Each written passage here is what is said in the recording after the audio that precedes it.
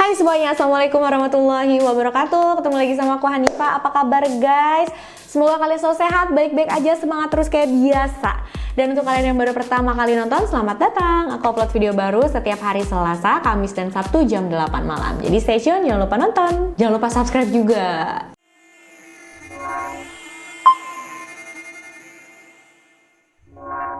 Oke guys, kasus hari ini baru banget terungkap di tahun 2022. Dan wow, gila banget sih menurut aku. Ini bikin geger orang-orang karena dia adalah seorang advokat hak asasi manusia. Jadi kayak pejuang kemanusiaan gitu ya guys. Tapi masa sih melakukan hal kayak gini? Kira-kira rahasia gelap apa ya yang dipunya sama pejuang kemanusiaan satu ini?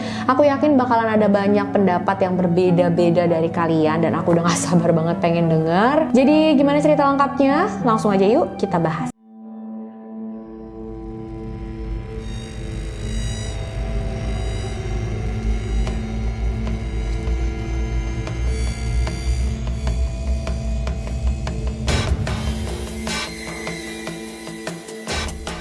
Kasus hari ini tentang seorang wanita bernama Coco Berthmann. Dia lahir pada tahun 1993 di Celle, Jerman. Coco ini adalah seorang advokat hak asasi manusia di sebuah organisasi kemanusiaan. Dan organisasi kemanusiaan ini berfokus untuk melakukan perawatan pada korban-korban human trafficking alias perdagangan manusia yang berhasil selamat guys. Walaupun Coco ini sebenarnya nggak pernah punya gelar di bidang hukum. Biasanya kalau mau jadi advokat itu kan harus punya gelar ataupun pengalaman di bidang hukum ya guys. Bukan itu aja, Coco juga aktif di berbagai organisasi kemanusiaan lainnya, di berbagai gerakan-gerakan kemanusiaan juga. Gimana awalnya Coco bisa aktif di bidang kemanusiaan seperti ini? Jadi Coco memang sudah berkali-kali, beratusan kali menceritakan kepada orang-orang tentang pengalaman hidupnya yang sangat-sangat mengerikan untuk dibayangkan nih guys. Coco bilang dia sudah dijadikan korban oleh keluarganya sejak dia kecil sampai dia berumur 15 tahun. Selama 15 tahun hidupnya itu, ibunya menjual dia ke banyak orang setiap harinya. Ibunya memang dapat uang dari situ guys katanya. Selain itu, Coco juga cerita ibunya ini menikah 2 kali. Dengan ayah kandungnya kan bercerai dan akhirnya Coco ikut bersama ibunya, terus ibunya menikah lagi dengan pria lain. Nah, ayah sambungnya ini juga sudah punya anak gitu kan. Pada saat Coco berumur 12 tahun, dia menyaksikan dengan mata kepalanya sendiri kakak sambungnya itu dihabisi oleh ayah sambungnya sendiri. Setelah kakak perempuannya meninggal, Coco disuruh di dalam kamar aja sampai akhirnya dia dipaksa juga sama orang tuanya untuk menghabisi adik laki-lakinya. Di umur 13 tahun, Coco bilang dia sempat hamil oleh seorang pria yang membayar ke orang tuanya untuk berhubungan dengan dia. Pas tahu ini, ibunya memaksa Coco untuk tidak mempertahankan bayinya itu guys. Dan ya Coco mengikuti apa yang disuruh ibunya. Coco juga bilang dia nggak diizinkan untuk membaca Alkitab, tapi dia tetap sering diam-diam baca Alkitab entah sendirian atau berdua sama kakak perempuannya. Dan masih banyak lagi perlakuan-perlakuan buruk dari keluarganya, dari orang tuanya yang Coco ceritakan ke orang-orang guys. Aku nggak bisa sebutin semuanya di sini karena lumayan grafik ya apa yang dibilang oleh Coco ini. Kalau dari ceritanya ya memang bener-bener parah banget gitu. Sampai akhirnya di umur 15 tahun, tepatnya pada tahun 2009, Coco memutuskan untuk pergi dari rumah dan kabur. Tapi sayang setelah kabur itu Coco nggak ceritain ke publik dia melakukan apa, tinggal di mana, bekerja atau gimana.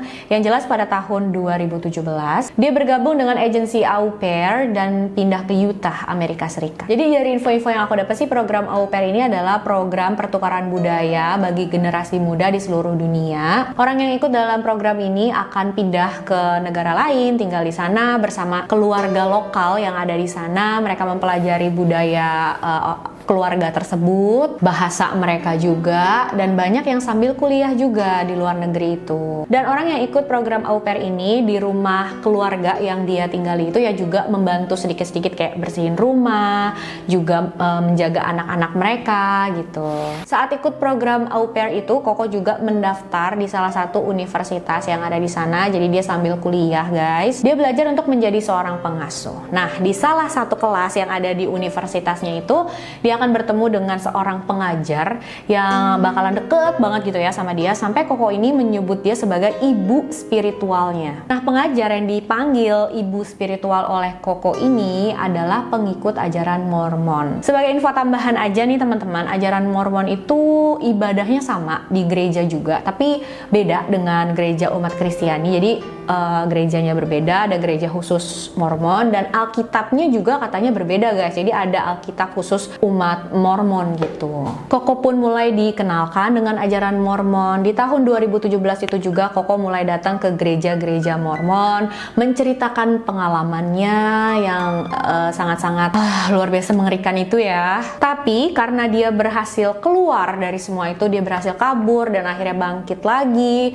menjalani hidupnya dengan baik lagi. Pastinya ini menjadi inspirasi yang luar biasa buat orang-orang yang mendengar cerita dari Koko. Semakin lama cerita hidup Koko ini semakin menyebar luas, karena memang Koko nggak ragu-ragu, nggak malu untuk menceritakan pengalaman hidupnya itu ke semua orang yang dia temui guys. Dia datang ke gereja, terus dia datang ke satu komunitas, dia ceritain pengalaman hidupnya itu. Sampai akhirnya banyak juga media yang meliput kisahnya Koko ini. Karena memang seperti yang aku bilang tadi, orang-orang merasa salut gitu sama dia. Wow, setelah menghadapi semua itu, dia bisa bertahan loh dan move on. Terus Koko juga dibaptis secara resmi menjadi pengikut Mormon. Nah, kenapa dia bisa sampai yakin untuk mengikuti ajaran Mormon? Ini juga cerita dari dia lumayan mengharukan juga nih teman-teman. Jadi suatu hari pas Koko udah tinggal di Amerika, pengacaranya dari Jerman nelfon dia terus kasih satu kabar yang mengejutkan. Menurut Koko, si pengacara itu nelfon dan bilang, "Koko, tolong kamu coba duduk dulu ya, karena kabar yang akan saya sampaikan ini lumayan ngagetin. Kamu duduk." Nah, terus disampaikan lah. Jadi, kami baru mengetahui kalau ternyata Koko, pada saat kamu bayi, kamu itu sempat berada atau dirawat di salah satu panti asuhan yang ada di Bulgaria. Wah, Koko bilang dia kaget banget dong pas mendengar informasi ini dari pengacaranya. Dan dia ngerasa butuh seseorang untuk cerita, untuk mengeluarkan isi hatinya gitu ya, untuk curhat lah ya teman-teman. Dan dia nggak mungkin curhat sama teman-temannya, karena temennya itu kan juga masih muda kayak dia gitu. Dia mau curhat ke orang yang kayak lebih bijaksana, yang kira-kira bisa memberitahu dia, bisa memotivasi dia, bisa kayak nasehatin dia. Akhirnya Koko pun menemui ibu spiritualnya dan dia menceritakan semua itu guys. Terus tiba-tiba ibu spiritualnya malah bilang gini sama Koko, "Koko tunggu deh, kamu lahir tahun 93 kan ya? Ibu pernah loh mengabdi di salah satu panti asuhan yang ada di Bulgaria juga dari tahun 92 sampai 94. Dan menurut Koko setelah diselidiki, ternyata ibu spiritualnya itu pernah merawat Koko pas masih bayi di panti asuhan itu guys. Kebetulan yang luar biasa banget ya. Karena inilah Koko mantep banget pengen ikut ajaran Mormon, karena dia merasa ini sebagai kayak petunjuk dari Tuhan ya. Ibu spiritualnya itu pernah merawat dia pas masih bayi, terus dia ketemu lagi dan dia mengenal ajaran Mormon dari ibu spiritualnya itu. Jadi ya ini semacam kayak pencerahan lah dari Tuhan, nih kamu kayak harus ikut ajaran ini gitu. Makanya Koko bilang dia mantep lah ikut ajaran Mormon. Setelah ini pastinya para pengikut Mormon yang lain tuh kayak terinspirasi banget dengan ceritanya Koko, kayak wow luar biasa gitu kan. Pada salut banget deh. Banyak juga media-media terkenal yang akhirnya meliput kisah hidupnya Koko ini. Di antaranya nih teman-teman ada The Salt Lake Tribune, Brigham Young University, Fox 13 News, The Provo Daily Herald, The Maloof Foundation, KSL Radio News, dan masih banyak lagi yang lainnya. Karena hal-hal yang sudah Koko alami juga lah, makanya dia bisa menjadi advokat hak asasi manusia di sebuah organisasi kemanusiaan walaupun dia nggak punya gelar atau pengalaman di bidang hukum. Semua kehidupannya baik-baik aja setelah itu, sampai akhirnya di awal tahun 2022 dia menyampaikan berita yang mengejutkan lagi. Di tanggal 3 Januari 2002, Koko bilang sama salah satu teman yang bernama Amy Bowler. Dia bilang gini, "Amy, aku menderita kanker limfoma sel mantel stadium 3. Aku butuh biaya yang cukup besar untuk pengobatanku. Tolong bantu aku ya. Aku pengen banget sembuh. Aku masih pengen hidup dan terus membantu, mensupport mereka yang mengalami hal sama denganku." Koko juga bilang, Aku takut banget karena salah satu temanku yang bernama Tony meninggal karena penyakit kanker juga. Aku takut akan berakhir seperti dia. Amy Bowler sebagai teman yang baik, pastinya ya dia simpati banget ya setelah mendengar pengakuan dari Koko ini. Ya Allah, kasihan banget, udah dia baik, dia jadi inspirasi buat banyak orang, terus sekarang dia kena kanker, waktu kecilnya dia jadi korban keluarganya. Wah, udah menumpuk ya rasa simpatinya Amy, dan akhirnya ya dia memutuskan untuk membantu Koko mencarikan biaya untuk pengobatannya. Jadi di tanggal 3 Februari 2022, Amy membuat akun GoFundMe, akun penggalangan dana untuk Koko. Amy bilang sama orang-orang, ayo silahkan menyumbang untuk Koko, untuk pengobatan penyakit kankernya Koko. Dari akun GoFundMe itu, Amy berhasil mengumpulkan dana lebih dari $10.000. Hanya dalam waktu kurang lebih 2 minggu guys, dan semua uangnya itu diserahkan sama Amy ke Koko. Koko berterima kasih banget pastinya sama Amy saat itu. Nah, kanker limfoma sel mantel, apalagi udah stadium 3, itu harusnya adalah penyakit yang sangat-sangat agresif. Tingkat kelangsungan hidup penderitanya rata-rata itu cuma 30% aja guys kemungkinannya. Harusnya keadaan Koko menurun drastis dengan sangat cepat kan ya, tapi salah satu tetangga Koko itu memperhatikan, loh kok dia kayaknya sehat aja ya, bugar aja, melakukan aktivitas kayak biasa. Dia malah sering jalan-jalan, beli barang-barang baru. Curiga banget dengan Koko. Tetangga ini sama sekali nggak percaya kalau Koko menderita kanker. Akhirnya dia datang ke polisi dan melapor kalau Koko memasukkan penyakit kankernya itu hanya untuk mendapatkan uang bantuan. Setelah polisi mendapatkan laporan ini, mereka langsung memanggil Koko, tanya sama Koko apa nih yang sebenarnya terjadi. Polisi pengen tahu, bener nggak sih kamu menderita kanker itu? Soalnya ada yang lapor nih, katanya kamu pura-pura doang. Kalau memang kamu beneran, coba deh tunjukin buktinya ke kami. Tapi Koko saat itu nggak bisa memperlihatkan dokumen medis apapun yang menyatakan kalau memang dia menderita kanker itu guys. Tapi Koko selalu bilang gitu sama polisi, saya bener kok Pak, saya bener menderita itu, nggak mungkin lah saya bohong. Saya aja tuh lagi perawatan di sini, di rumah sakit ini, rumah sakit itu, saya pindah-pindah rumah sakit, ke rumah sakit sana, ke rumah sakit daerah sana. Karena itu juga saya pergi-pergian terus dari rumah, bukannya saya jalan-jalan atau apa. Tapi lagi-lagi polisi nggak bisa percaya begitu aja. Mereka harus dapat buktinya. Dan ini sebenarnya simple banget ya guys. Ada yang curiga, terus kalau misalkan emang dia nggak bohong, dia tinggal ngeliatin buktinya aja gitu.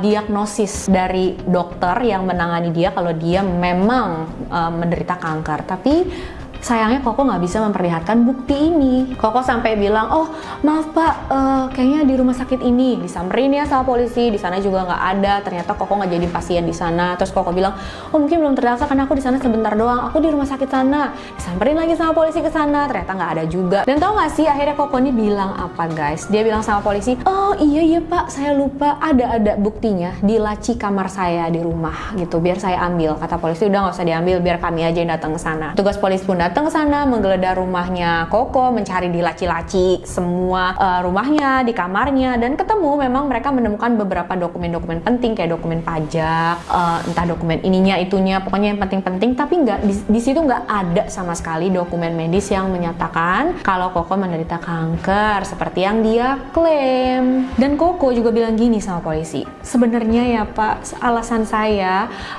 pergi-pergian terus ke rumah sakit ini, pindah ke sana bukan cuma untuk berobat, tapi saya juga menghindar dari apa, kata polisi, karena ibu saya yang dari Jerman nih mengirim seseorang ke Amerika Serikat untuk menghabisi saya Pak. Dan ini juga ternyata terbukti nggak bener guys, karena Koko nggak bisa memberikan bukti kalau memang dia benar menderita kanker. Akhirnya pada tanggal 16 Februari 2022 dia ditangkap oleh polisi dan dimasukkan ke penjara sambil menunggu persidangannya. Tugas juga masih terus melakukan penyelidikan lanjutan atas kasus penipuan diagnosis kanker palsunya itu guys, dan juga tuduhan palsu Koko yang bilang ibunya mengirim seseorang untuk menghabisi dia. Pastinya semua orang yang mengenal Koko, yang udah deket sama dia, apalagi orang-orang yang menjadikan Koko itu sebagai inspirasi, mereka semua kaget banget pada saat Koko ditangkap dan dia terbukti berbohong itu. Tapi belum apa-apa, ternyata ada lagi nih kebohongan Koko yang mulai terungkap, yaitu kebohongan dia, aduh ini besar banget sih, tentang pengakuan dia yang katanya menjadi korban human trafficking oleh keluarganya sendiri. Usut punya usut, ternyata itu semua nggak bisa terbukti kebenarannya.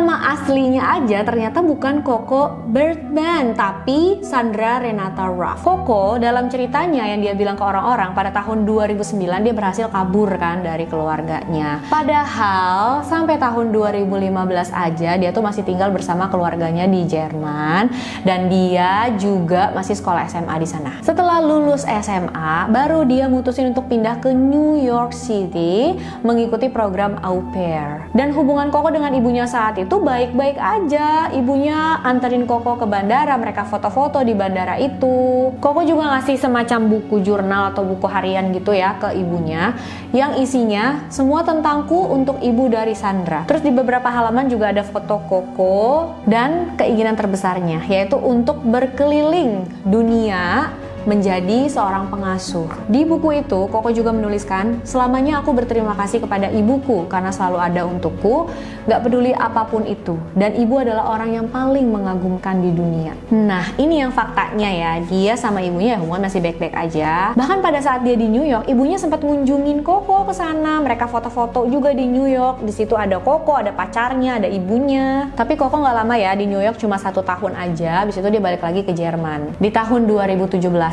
Coco ikutan program au pair lagi. Tapi kali ini dia tinggal di sebuah keluarga yang ada di Las Vegas. Gak ada juga sama sekali bukti yang menyatakan kalau Coco itu pernah diperjualbelikan oleh orang tuanya atau dia pernah disakiti seperti yang dia bilang. Dan yang paling parahnya nih guys, kakak perempuan dan adik laki-lakinya yang Coco bilang sudah meninggal dengan cara mengenaskan itu ternyata masih hidup, sehat walafiat, ada tinggal di Jerman. Renata sang ibu juga bisa memperlihatkan kalau setelah tahun 2009 yang Coco mengaku dia kabur dari orang tuanya itu, mereka berdua tuh masih suka komunikasi, kirim-kiriman pesan, dan pesan-pesannya itu ya baik-baik aja, nggak ada masalah sama sekali. Baru di tanggal 2017 pas dia tinggal sama keluarga di Las Vegas dan dia mulai bercerita ke orang-orang tentang pengalamannya itu, dia memutuskan kontak dengan ibunya itu. Dan ternyata media-media menampilkan berita tentang Coco ini memang nggak ngecek dulu kebenarannya.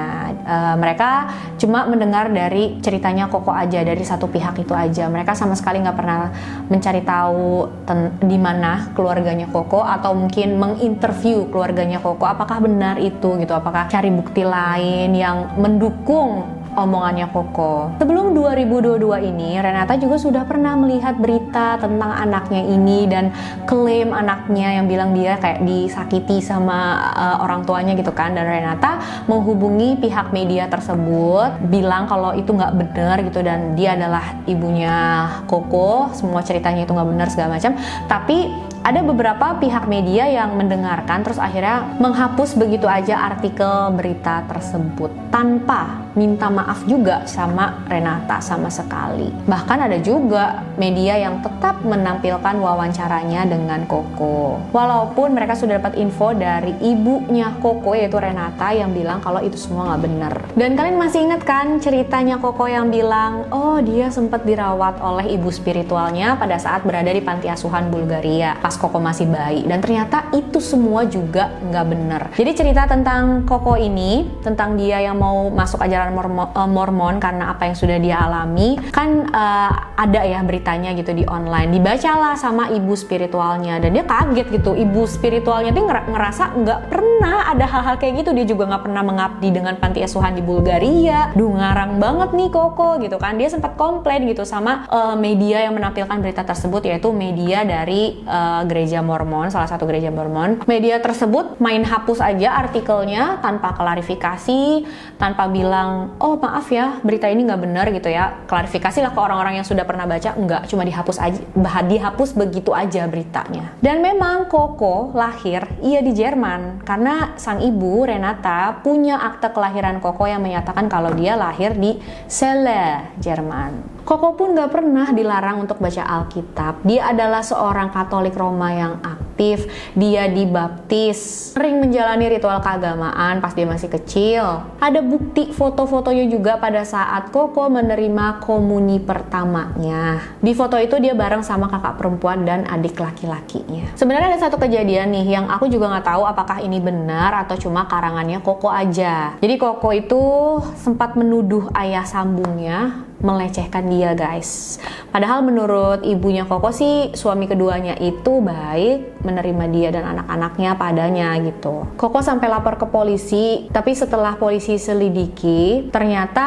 nggak ada bukti kuat dan akhirnya ya udah nggak dilakukan penangkapan ke ayah sambung Koko. Ya entahlah, aku nggak mau bilang Koko bohong masalah ini karena ini adalah masalah yang sangat sensitif, yang sangat berat ya teman-teman. Jadi takutnya kalau emang benar gitu, ya yang tahu kebenarannya cuma Koko dan ayah sambungnya aja ya, aku rasa. Banyak lagi sih kebohongan yang dibuat oleh Koko. Salah satunya, Koko pernah mengaku kerjasama dengan FBI sebagai advokat hak asasi manusia. Tapi pada saat diklarifikasi ke FBI, enggak, mereka bilang nggak pernah sama sekali kerjasama dengan Koko. Dan kalian tahu uang hasil penggalangan dana dari Amy Bowler tadi dipakai sama Koko bukan untuk perawatan ya, karena emang dia nggak menderita kanker ya guys. Dipakai sama dia untuk beli barang-barang baru, jalan-jalan, menginap di hotel. Dan karena kasusnya baru banget terungkap di awal tahun 2022 ini, jadi sampai bulan Juni itu persidangannya masih terus berjalan. Kita doakan aja supaya hasilnya memuaskan ya teman-teman, supaya hasilnya ya adil. Sumpah ya, kasus yang bikin geleng kepala banget menurut aku, karena kok bisa sampai banyak banget orang yang ketipu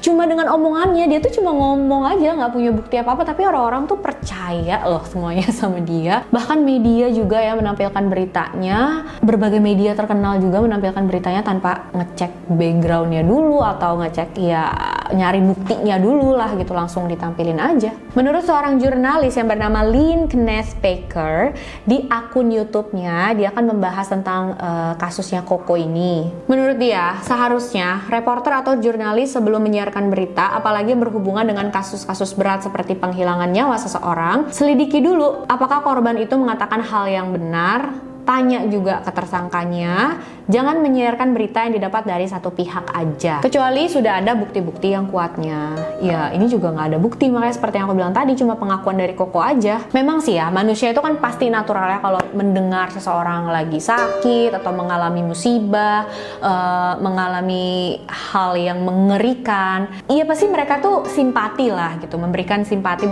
empati gitu, ikut merasakan kesedihannya, kasihan. Nggak mungkin kan ada yang kayak mau curiga macem-macem, kayak berdosa banget gitu kalau orang lagi bilang dia sakit atau apalagi kanker gitu ya guys, terus dia bilang menjadi korban human trafficking, terus mereka tiba-tiba ngomong, masa sih, mana buktinya, coba liatin buktinya gitu kan. Kayaknya emang nggak mungkin ya, pasti ngerasa berdosa banget lah. Orang lagi sakit menceritakan dia kena musibah, tertimpa hal yang sangat mengerikan, kok malah dicurigain, ya nggak sih? Jadi memang pastinya nggak ada yang berani ngomong macam-macam atau tanya macam-macam, walaupun mungkin di dalam hatinya juga ada sedikit yang ngeganjel gitu, tapi tetap aja nggak mungkin diutarakan.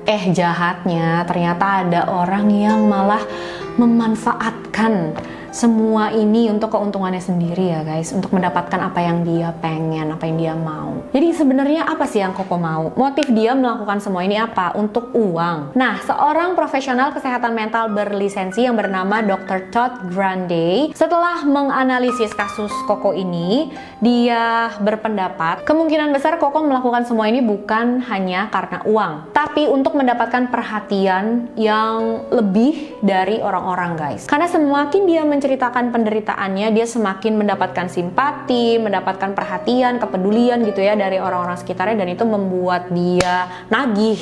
Jadi pengen ya udah ceritain ke semua orang yang ditemuin, dia ceritain kayak gitu supaya dia dapat simpati. Ya apapun motivasinya, yang jelas Koko sudah menyampaikan banyak sekali hal-hal bohong yang ternyata terbukti nggak bener. Yang paling parah ya menurut aku, dia bilang kakak perempuan sama adik laki-lakinya itu sudah meninggal padahal mereka masih hidup, dan menuduh orang tuanya, ya itu aku nggak tahu ya apakah orang tuanya benar pernah menganiaya dia atau tidak gitu. Ya kita lihat aja ya perkembangannya teman-teman. Apakah Koko akan dinyatakan bersalah oleh pengadilan? Kalau dia dinyatakan bersalah, hukuman apa yang akan dia terima?